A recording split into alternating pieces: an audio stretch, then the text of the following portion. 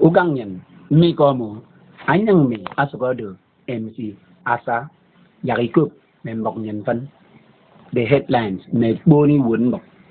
Enam yagadi yong ken duba football, ama kaiso, ke Stafford Bridge, ke California.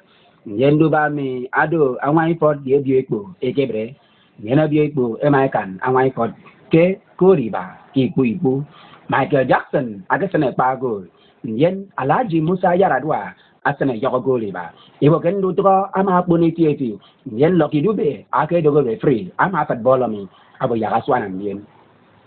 Enam yagadi yong ke kamam moto.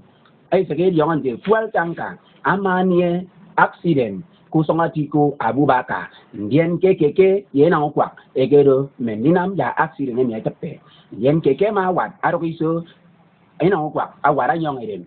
Moi rutok ko gusong tutu e kamam moto mi afet nang mo wiba yen amarwo enam ya yong ki kanga ma bape ata moto fuele mi yen ki tie e kanga ka motuari ikang ama bape arok motuari mi e bo enam ya yong ke opo wu sigi dong ke motuari e mai wo e te ngi tok 440 yen anwan ye be ge dong ge gbo e be ma rakara ama manwanu bok i tok song e do ke mbom e ge do mbom pai den anom me newsman.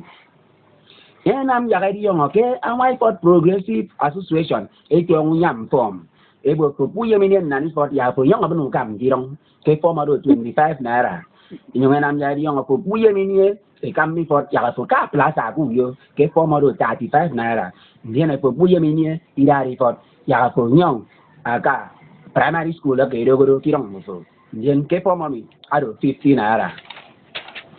Ugang ngene so kanam yagadi yong ay bu ken mi to ibanu songwed akwai bum set polytechnic ikoro suwa ke mascom department ena muse bako amin yong ke men mo se radai se me se yunyu me se yen ministry of women affairs esene benge e bum bok ya moy mana etiem bok e ugang ngen e so songa kem bang tong tembok nyen penetre asiere min songdo MC asa di so songa